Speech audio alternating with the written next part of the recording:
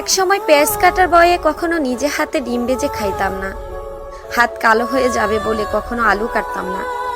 সবজি কাটার বয়ে মা যখন রান্নাঘরে ঢুকতো তখন মায়ের আশেপাশে থাকতাম না।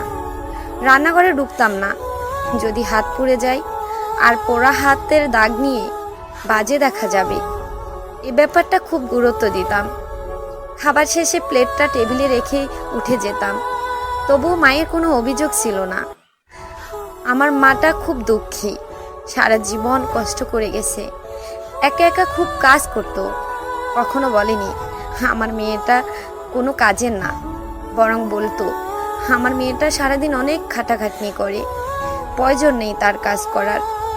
আজ যখন পেঁয়াজ কাটি, সবজি কাটি, আলু কাটি, রান্না করি, তেল ছিটিয়ে গায়ে এসে পড়ে, উফ শব্দটাও করার সময় পাই না, তখন মায়ের মুখটা চোখে ভেসে আসে।